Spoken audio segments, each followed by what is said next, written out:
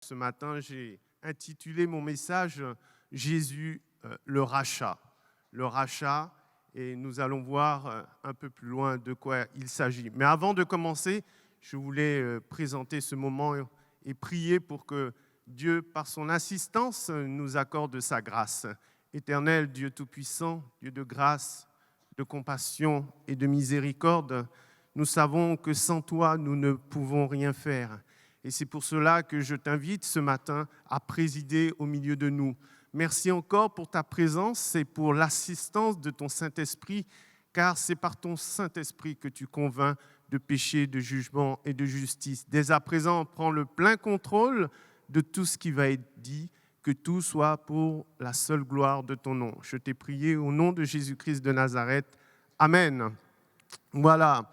Donc, pour commencer mon message, j'ai pris trois passages de la parole de Dieu, connus par ceux qui sont des habitués et qui aiment lire la parole de Dieu. Et ces passages se trouvent dans le premier 1 Pierre 1, 18. Vous savez que ce n'est pas par des choses périssables, par de l'argent ou de l'or que vous avez été rachetés de la vaine manière de vivre que vous avez hérité de vos pères, mais par le sang précieux de Christ, comme d'un agneau sans défaut et sans tache, prédestiné avant la fondation du monde. Le psaume 49, 7, qui est le deuxième passage que j'ai pris, ils ont confiance en leurs biens, ils se glorifient de leur grande richesse, ils ne peuvent se racheter l'un l'autre, ni donner à Dieu le prix du rachat. Le rachat de leur âme est cher et n'aura jamais lieu. Et enfin, ce passage que nous allons lire dans Éphésiens 3, 18, c'est toujours un passage qui m'avait toujours interpellé. J'essayais de comprendre ce que je lisais sans jamais percer le mystère qu'il y avait derrière ce passage-là. Donc il m'a fallu du temps, mais par la grâce de Dieu et par la persévérance, Dieu m'a permis de mieux comprendre ce passage. Et j'espère qu'à l'issue de la prédication, vous aussi, vous aurez percé ce mystère concernant ce passage, parce que plus nous connaissons Christ, plus nous nous approchons de lui, plus nous devenons amoureux de lui. Plus vous connaissez ce que Christ a été pour vous, vous changez, vous ne pouvez pas être pareil, ce n'est pas possible.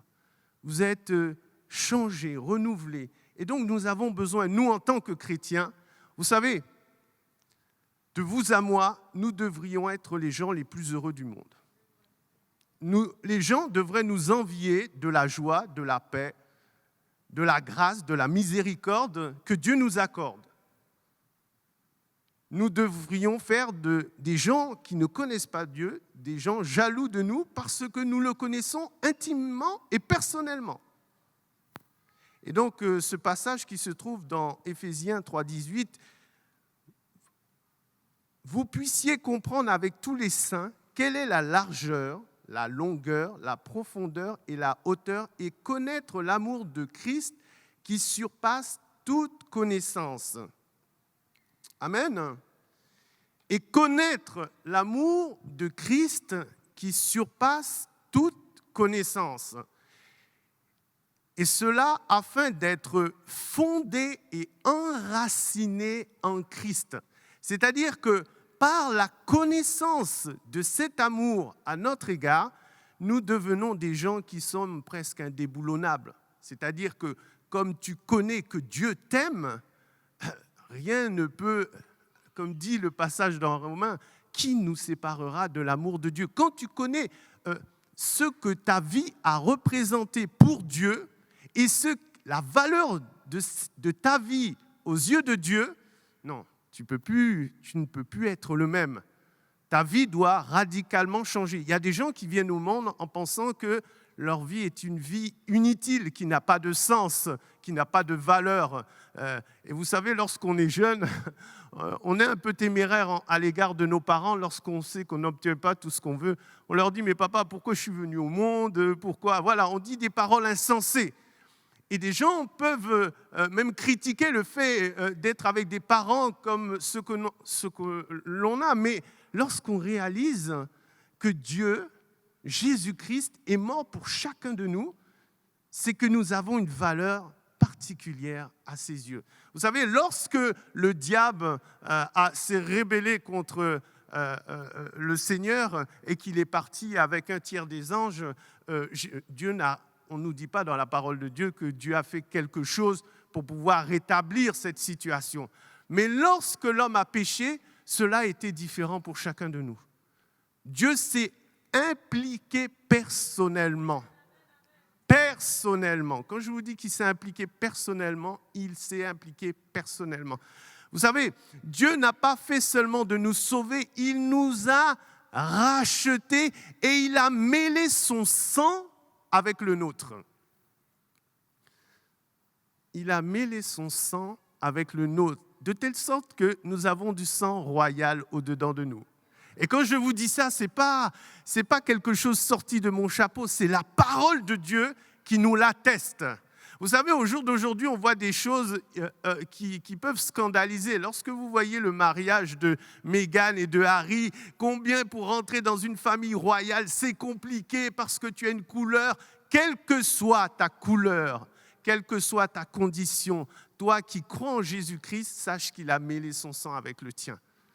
Et que Jésus t'aime, et qu'il t'aime d'un amour incommensurable, que tu ne peux peut-être même pas, à l'heure que je te parle, mesurer jusqu'où Jésus est allé pour pouvoir te chercher, pour pouvoir faire de toi une de ces créatures merveilleuses. Et vous savez, ce que je crois, c'est que l'endroit où nous pouvons vraiment fixer nos regards et contempler l'amour que Dieu a manifesté pour nous, vous savez où se trouve cet endroit-là? C'est à la croix. C'est à la croix que véritablement nous pouvons voir la manifestation, c'est-à-dire à quel point Jésus est descendu et à quel point il s'est donné lui-même pour que nous puissions être sauvés. Il y a à la croix.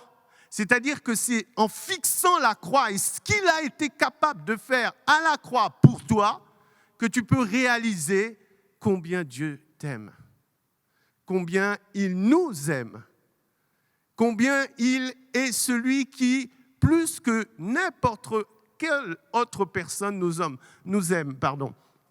Vous savez, au moment où Jésus a su qu'il devait se faire crucifier, il s'en est entre les disciples, il y a eu une discussion et le Seigneur a dit je serai pour vous un sujet de perte.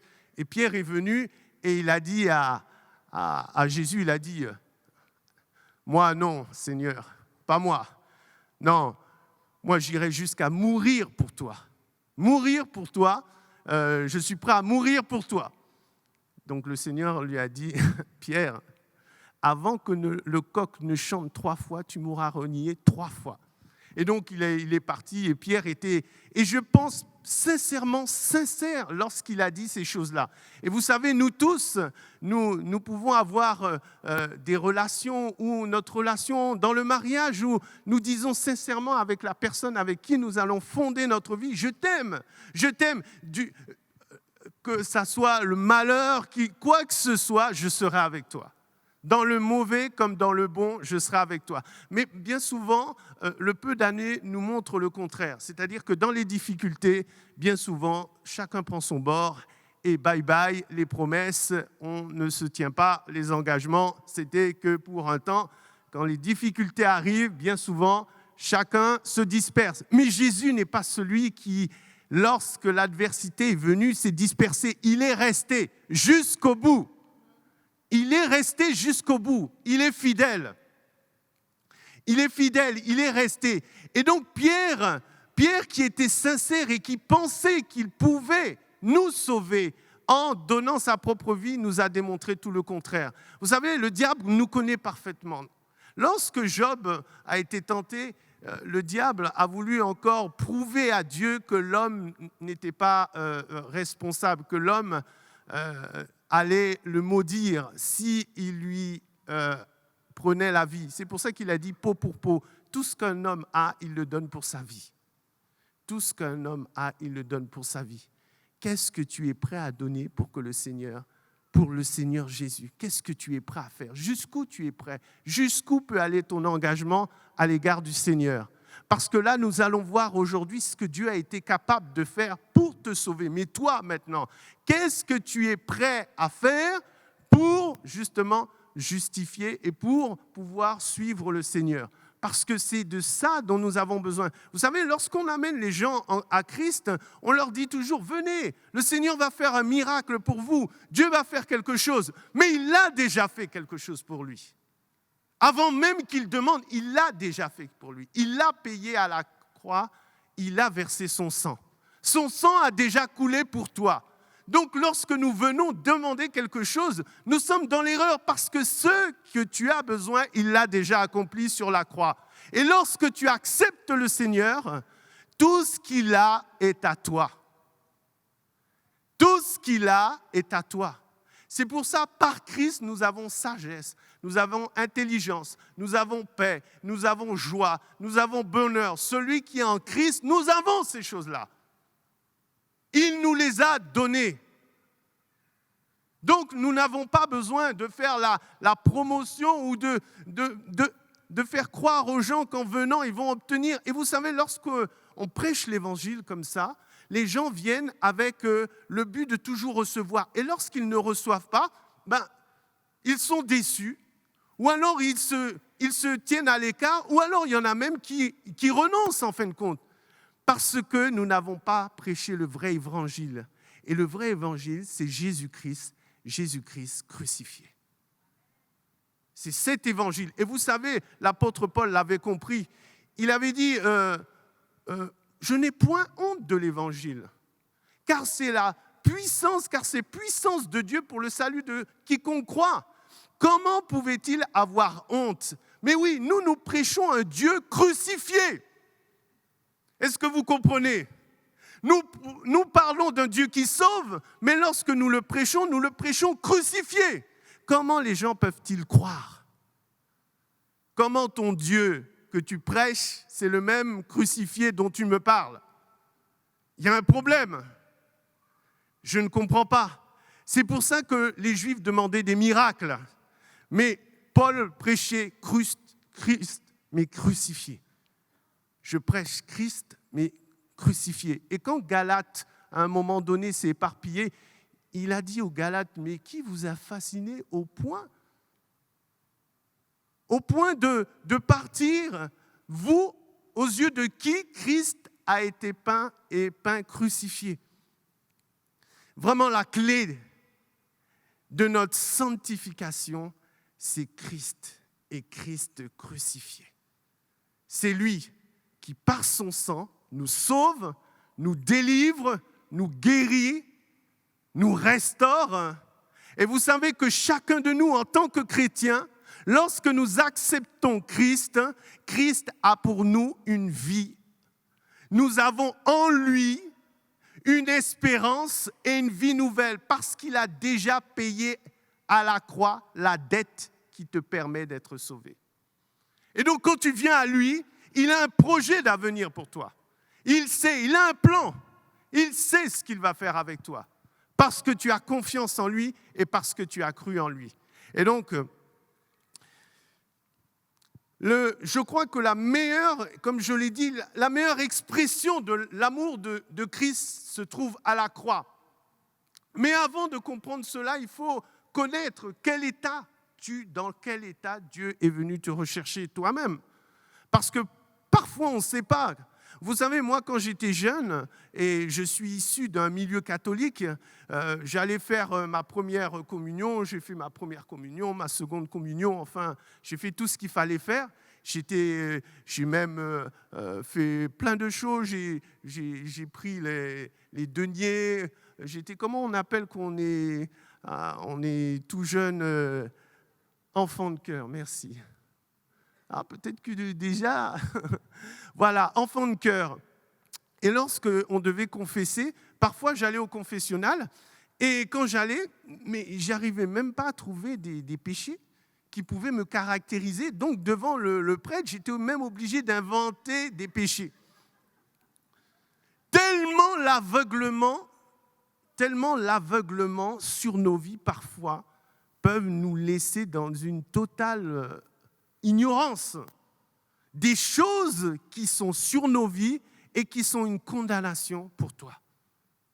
Et donc tu as besoin du sang précieux, celui de Jésus. Et donc lorsqu'il dit « savez-vous », vous savez, on peut savoir des choses intellectuellement, mais dans le cœur, ces choses-là n'ont jamais fait d'impact. Parce que quand tu sais et que tu as compris, ta vie ne peut pas être comme elle a été avant. Il y a un changement qui se produit. Il y a un changement entre le fait de savoir et de comprendre qui tu es, c'est totalement différent. Donc nous avons besoin. Et donc, il explique que notre vie, non, ce n'est pas par de l'or. Ça veut dire que quand même tu arriverais à réunir tout l'or du monde, ton âme, tu ne pourrais pas la racheter. C'est fort. Ça veut dire que bien souvent, nous envions les grands de ce monde qui ont de l'argent, qui ont des fortunes, mais est-ce que leur âme, à un moment donné de leur vie, ils y ont pensé ? Parce que même la grandeur de ce qu'ils possèdent ne leur permettront pas de racheter cette âme. Et nous avons quelque chose de plus précieux que l'or par lequel nous avons été rachetés, c'est le sang de Jésus. C'est le sang de Jésus. Et c'est pour ça que lorsque vous lisez l'Ancien Testament, le Seigneur dit le rachat de leur âme n'aura pas lieu. Elle n'aura pas lieu. Ils n'ont pas le prix de ce que ça a coûté réellement à Dieu pour pouvoir se racheter. Donc tu vaux cher. Quand quelqu'un touche à toi, il touche à Dieu. Ah oui, il faut le comprendre. Vous savez, nous n'avons pas besoin de faire de démagogie ou alors de taper du poing, de faire pression ou faire comme les gens du monde, se mettre en colère. Non, quand quelqu'un touche à toi, il touche à Dieu. Et à Dieu la vengeance, à Dieu la rétribution. Donc, quiconque te touche, touche Dieu. Donc, c'est important de comprendre qui nous sommes. Vous savez, à un moment donné de ma vie, je ne comprenais pas trop bien la bénédiction. Je pensais que pour pouvoir avoir quelque chose, je vais vous donner l'exemple, je me disais qu'il faut acheter une bonne voiture, et si tu achètes la bonne voiture, elle va te durer longtemps. Jusqu'au jour que j'ai compris que non.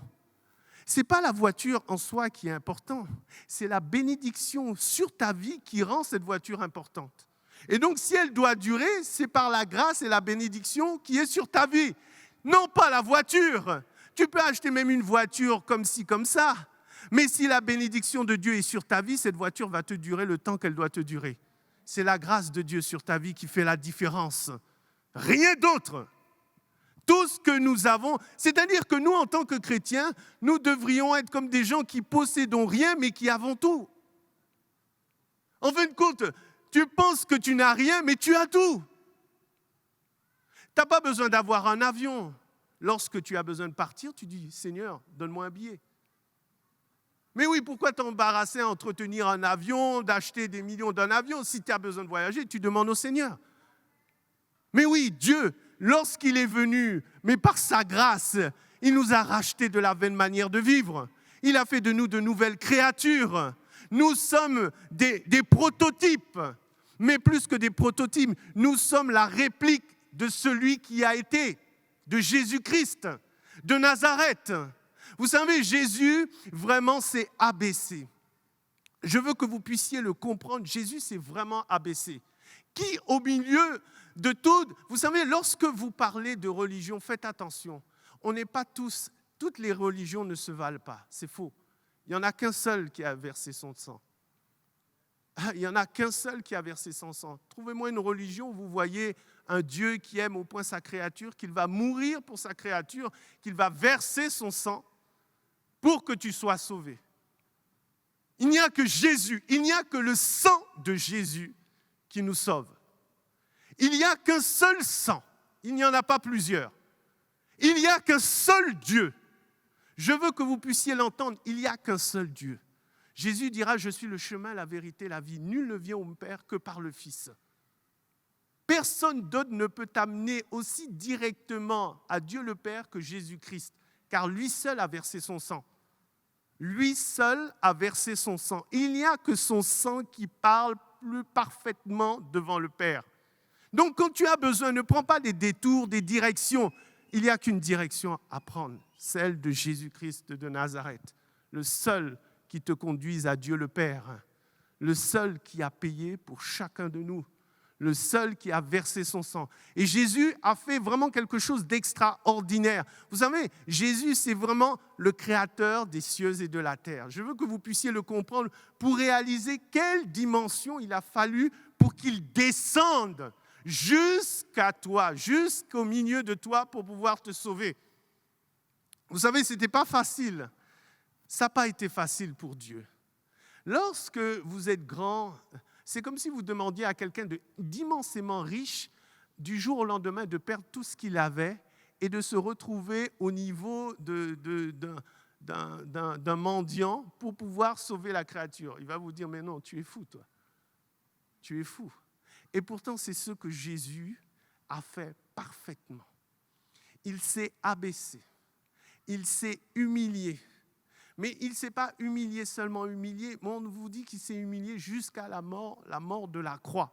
Donc il a vraiment pris sur lui.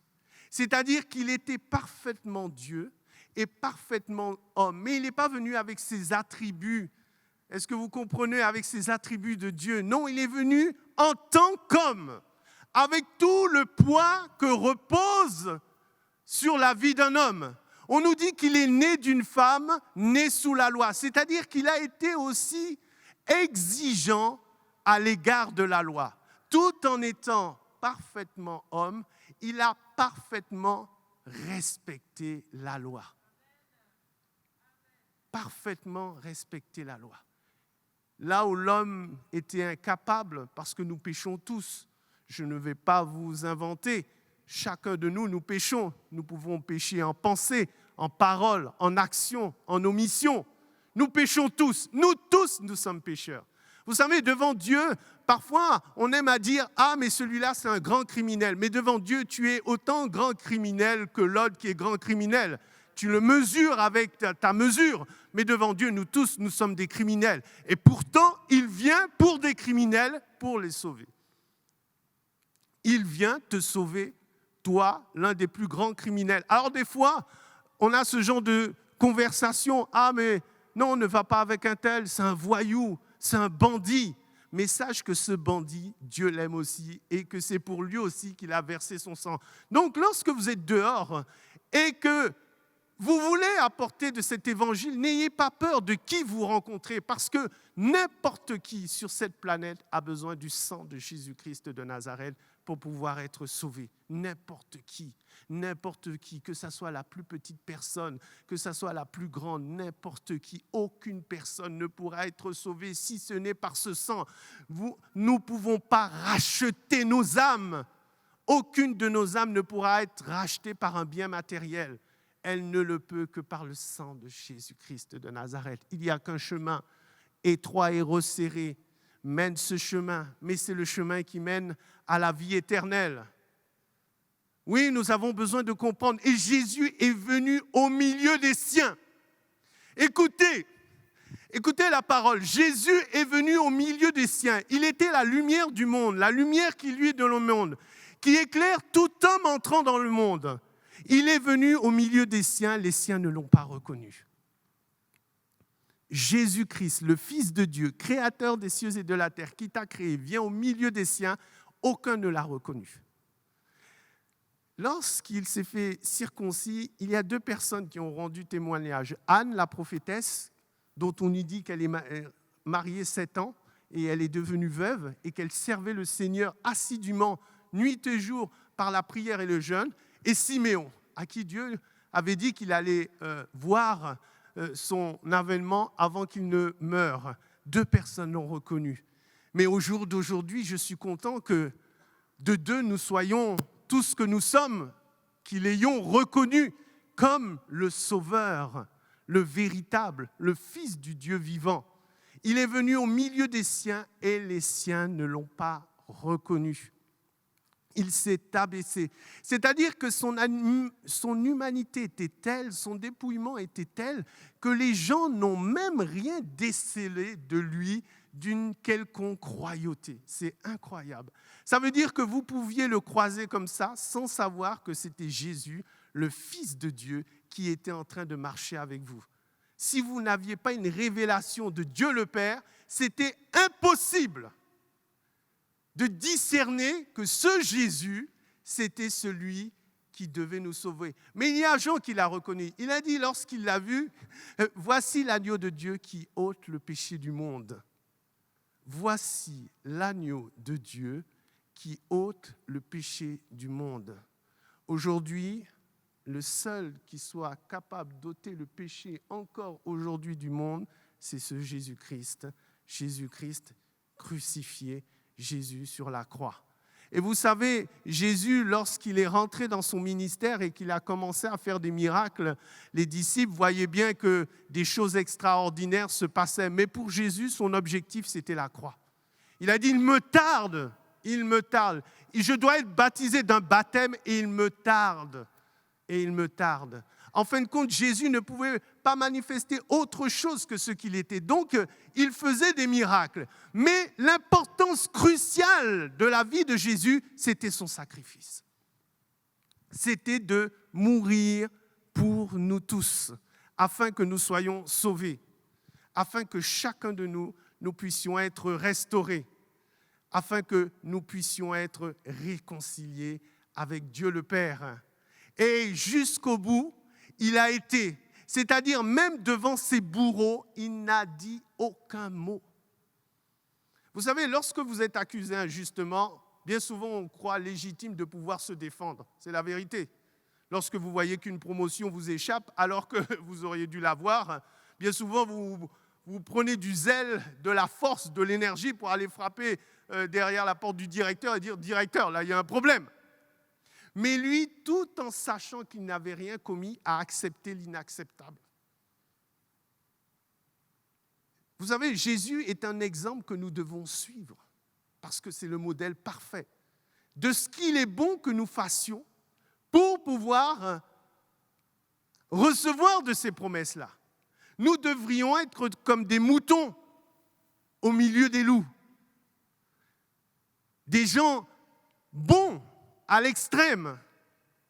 Il y a des gens qui vous diront que trop bon, pas bon. Être trop bon, c'est pas bon.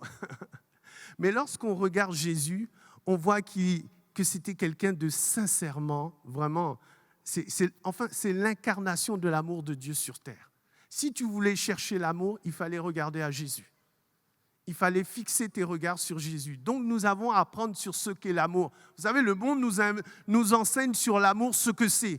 L'amour, c'est quand tu sens ton cœur qui tape, quand les yeux, ça part, tu sens un frisson, tu te sens bien. Mais lorsqu'on lit l'amour que Dieu a été capable de manifester, c'est rien de tout cela. Ce n'est pas un sentiment. Vous savez, dans les sentiments, lorsque ça devient corsé, sentiment ou pas sentiment, on met tout ça à la poubelle. Mais lorsque tu aimes réellement, qu'est-ce que tu es capable de faire lorsque tu aimes réellement? Jusqu'où tu es capable d'aller? Et c'est là que la parole de Dieu nous enseigne ce qu'est véritablement l'amour. Si tu veux connaître l'amour, regarde à la croix, regarde à Jésus-Christ. Qu'est-ce qu'il est capable d'endurer? Quand on vient diffamer sur toi, qu'est-ce que tu es capable de faire? Qu'est-ce que tu es capable d'encaisser, d'endurer pour l'honneur d'une personne? Vous savez, bien souvent, des gens viennent vous voir et commencent à critiquer une personne que vous connaissez. Au début, il dit « Oui, mais c'est ça, mais tu sais, oui, je comprends. Mais cette personne t'a même critiqué. » « Ah bon, elle m'a critiqué?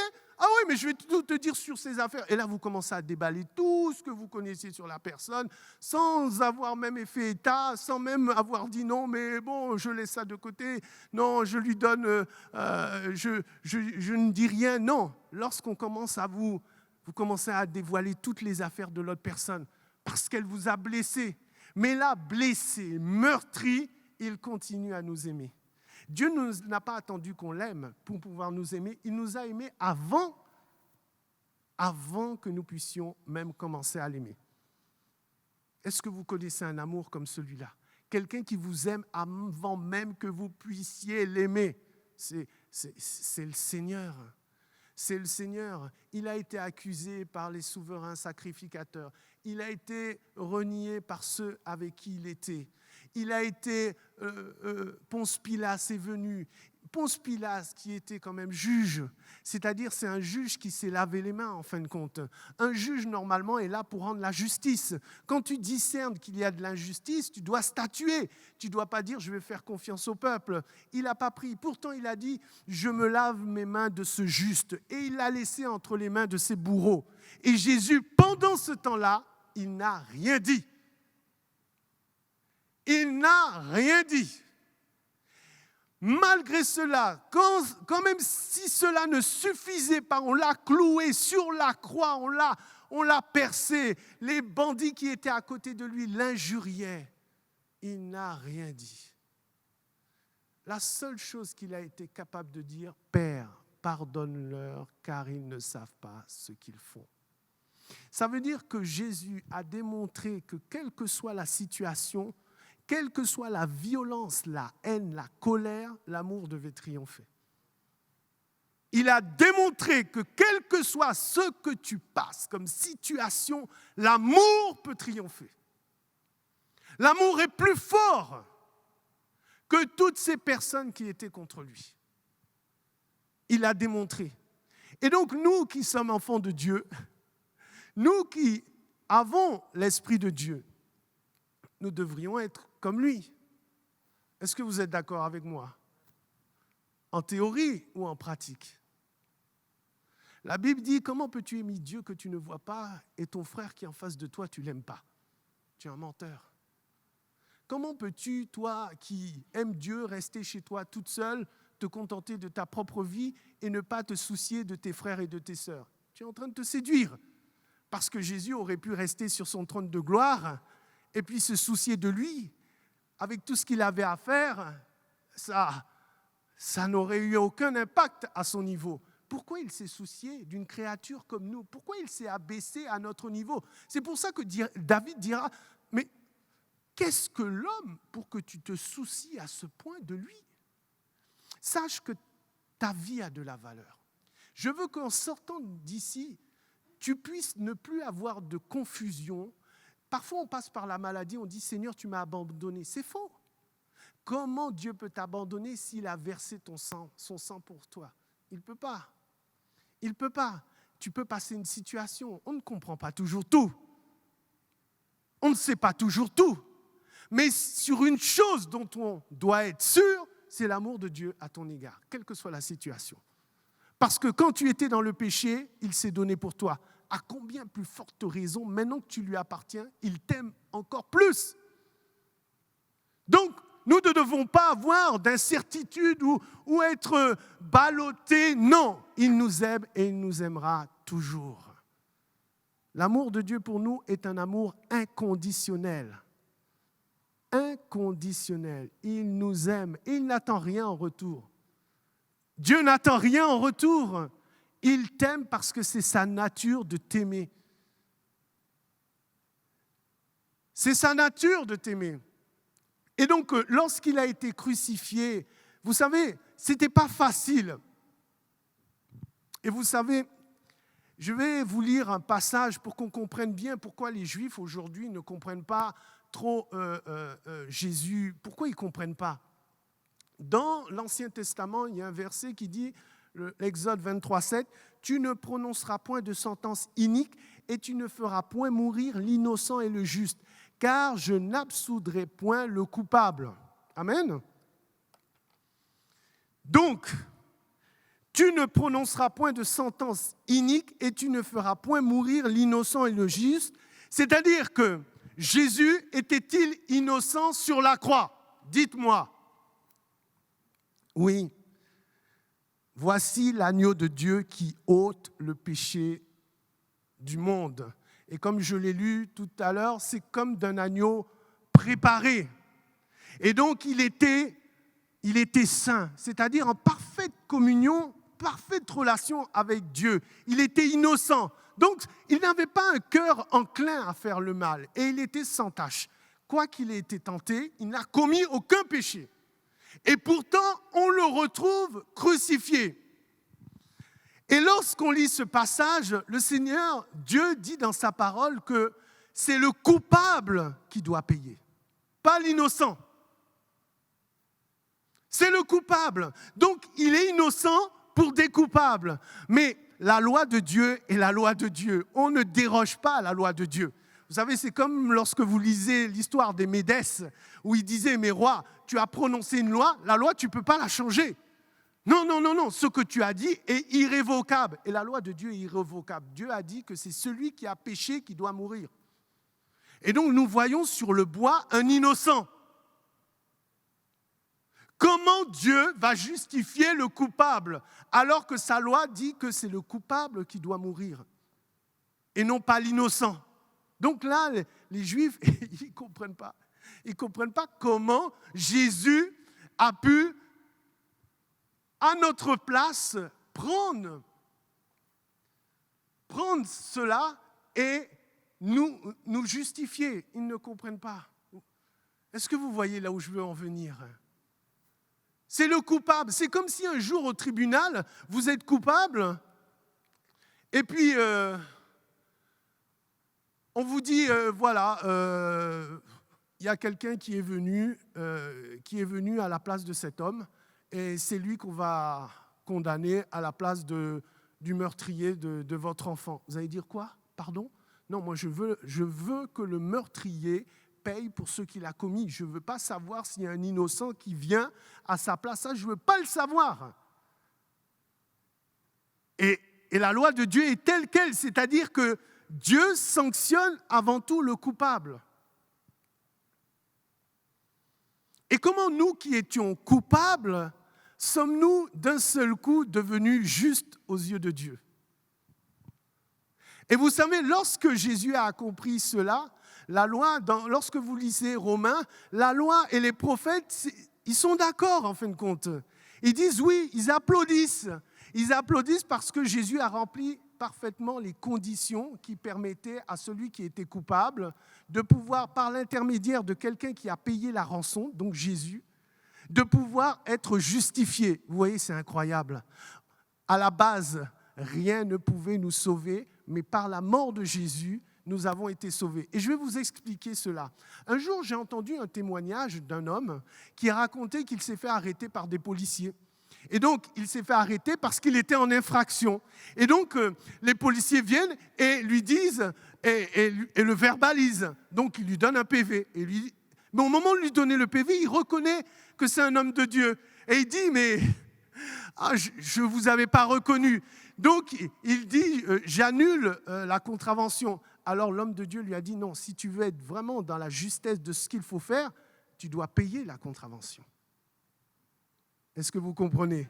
Ah ben oui, mais oui. Sinon, toi-même, tu enfreins la loi.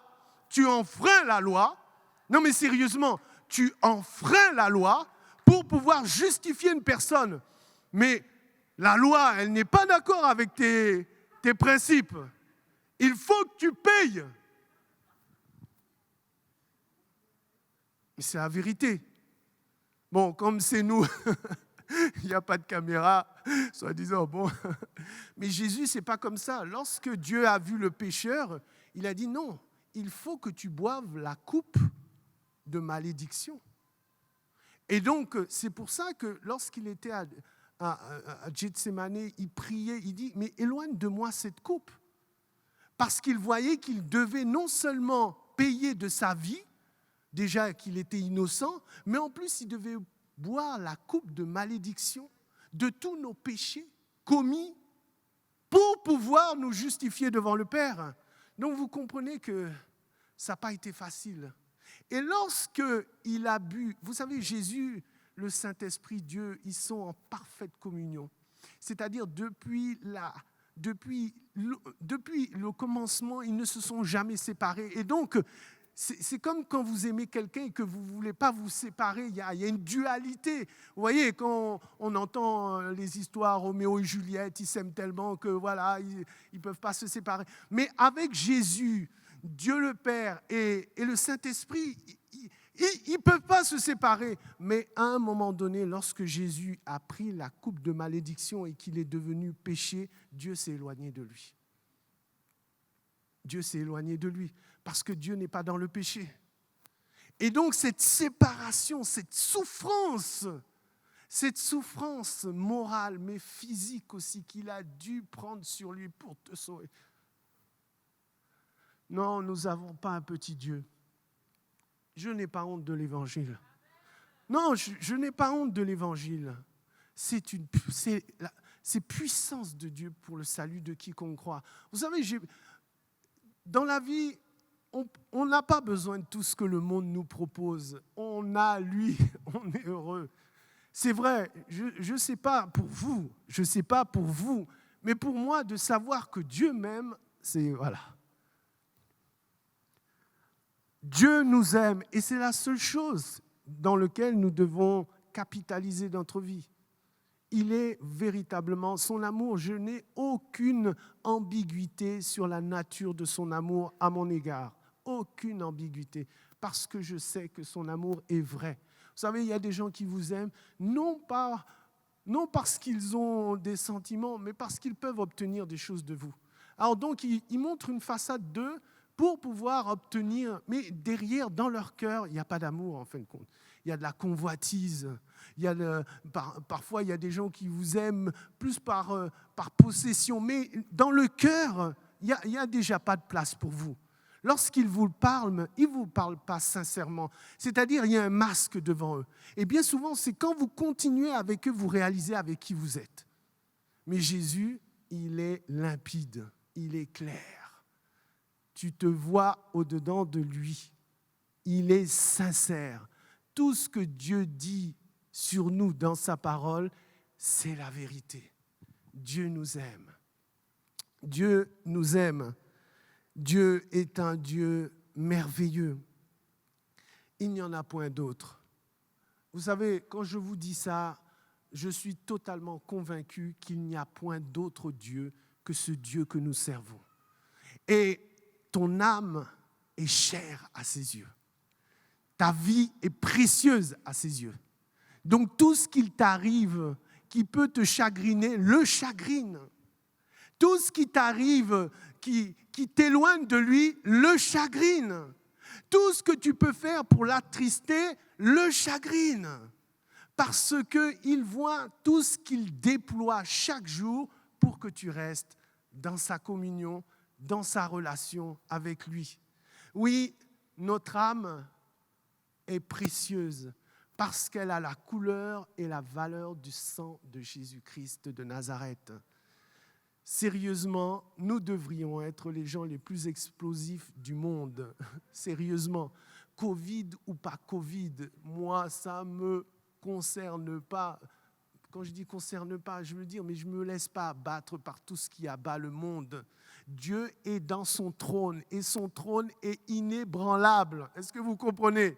La terre peut trembler, mais le trône de Dieu ne tremble pas. Il est le même hier, aujourd'hui et éternellement. Et ce qu'il a dit, il va l'accomplir. Oui, nous devrions être des gens joyeux. Moi, des fois, je chante au travail, les collègues me disent « Ah, mais comment ? C'est quoi ça ?» Ils pensent que, voilà, on cherche des... Mais moi, je sais en qui j'ai cru. Je sais que Dieu veille sur moi, prend soin de moi. Je ne dis pas que je ne commets pas des erreurs. Pour ceux qui me connaissent, j'ai déjà fait des erreurs, mais je sais que Dieu est fidèle. Si tu te repens, si tu lui demandes pardon, si tu t'humilies devant lui, si tu reconnais tes transgressions, si tu les délaisses, si tu éloignes le méchant de toi, le moqueur de toi, si tu te mets à l'écart de tout ce qui te déplaît à Dieu, tu verras, tu le connaîtras personnellement, intimement. Tu auras une intimité, une communion avec lui. Il te conduira et il te dirigera partout où tu veux, parce qu'il est celui qui t'aime. Vous savez, l'amour de Dieu est dans chacun de nous. Qui a reçu l'Esprit de Dieu ? Il y en a qui n'ont pas levé la main, c'est vrai. Alors, si vous ne l'avez pas reçu, demandez au Seigneur. Il y a un verset dans Romains qui dit que l'amour de Dieu est répandu dans nos cœurs par le Saint-Esprit qui nous a été donné. L'amour de Dieu est dans ton cœur. par le Saint-Esprit que tu as reçu, tu as l'amour de Dieu. Et si tu as l'amour de Dieu, tu as cet amour qu'il avait lorsqu'il était sur la croix, capable de dire pardonne-leur parce qu'ils ne savent pas ce qu'ils font. Tu es capable d'aimer avant même que les gens t'aiment, parce qu'il a été capable d'aimer avant que nous puissions l'aimer. Si tu as l'Esprit de Dieu et que tu as l'amour de Dieu, cet esprit qui manifeste l'amour de Dieu, on peut te faire de mal, mais comme tu as l'amour du Seigneur, rien ne peut te faire. Tu es indétrônable, indéboulonnable. Tu n'es pas quelqu'un de versatile parce que tu sais que cet amour est puissant. Puissant, c'est par l'amour que nous allons gagner le monde. Ce n'est pas par des théories ou quoi que ce soit. C'est par l'amour que nous tous serons capables de manifester dans ce monde que nous allons gagner le monde. Et pas n'importe quel amour, l'amour de Jésus-Christ, l'amour à la croix. Que le Seigneur vous bénisse, qu'il vous fortifie. Vraiment, soyez encouragés. Dans ces temps particuliers, regardez à la croix. Jésus, tout ce que tu as été capable de faire pour moi, je ne suis pas peu de choses à tes yeux. On va se lever, on va prier. Que dis-je? On va crier au Seigneur. On va lui dire, Seigneur, remplis-nous. Remplis-moi de ta présence, remplis-moi de ton amour. Donne-moi à être semblable à toi. Donne-moi à changer ma mentalité. Et lorsque l'apôtre Paul parlait, il disait, savez-vous, vous devez savoir à quel prix vous avez été achetés, rachetés. Nous tous, nous devons nous souvenir et ne jamais l'oublier. Jamais, ne l'oublie jamais. Éternel, Dieu puissant, Dieu de gloire et de compassion. Ce matin, j'ai prêché ta parole. Seigneur, ta parole qui est la vérité, qui sépare les sentiments et les pensées du cœur. Seigneur, maintenant, glorifie ton nom, Seigneur. Touche les vies, transforme, rends-nous meilleurs, Seigneur, semblables à toi. Que ta parole de vérité transperce les cœurs, qu'elle change les mentalités, que nous soyons agréables à toi, Seigneur, que nous soyons des chrétiens, Seigneur, fervents, des hommes et des femmes remplis de ton esprit, que nous soyons capables d'aimer comme tu as aimé, que nous puissions délaisser le péché et abandonner tout ce qui n'est pas de toi. Seigneur, transforme nos vies, change nos cœurs, que les cœurs de pierre deviennent des cœurs de chair ce matin, au nom de Jésus-Christ de Nazareth. Que toute l'oppression que l'ennemi faisait peser sur tes enfants disparaisse maintenant au nom de Jésus-Christ de Nazareth. J'ordonne à tout esprit impur, méchant, de quitter ce lieu et d'aller dans les lieux arides au nom de Jésus-Christ de Nazareth. Satan, tu n'as aucune part au milieu des enfants de Dieu, car ils t'ont vaincu à cause du sang de l'agneau et par la parole de leur témoignage. Seigneur, répands ta grâce et que ta miséricorde soit encore sur ton peuple ce matin. Seigneur, louange à ton nom, gloire à toi. Seigneur, que tout homme soit confus, mais que ta parole pénètre et touche les cœurs ce matin. Visite ton peuple, Seigneur. Libère les pensées. Je délie toutes les chaînes occultes qui étaient sur la vie des enfants de Dieu au nom de Jésus-Christ de Nazareth. Que l'oppression parte de ta vie. Que tout esprit de sorcellerie,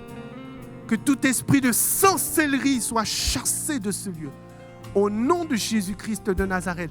Que toutes les victimes que tu maintenais, tenais dans l'esclavage et dans la séduction, soient chassées au nom de Jésus-Christ de Nazareth. Oui, je brise l'oppression. Je casse l'envoûtement. J'ordonne aux esprits impurs de partir de ce lieu et d'aller dans les lieux arides. Dans le nom puissant de Jésus-Christ de Nazareth. Seigneur, à toi appartient toute la gloire, toute la puissance. Règne dans ce lieu. Règne au milieu de ton peuple. Sois le Seigneur et souverain au milieu de ton assemblée, de l'Église à qui tu t'es acquis par ton sang. Père, je t'ai prié au nom de Jésus-Christ de Nazareth. Amen.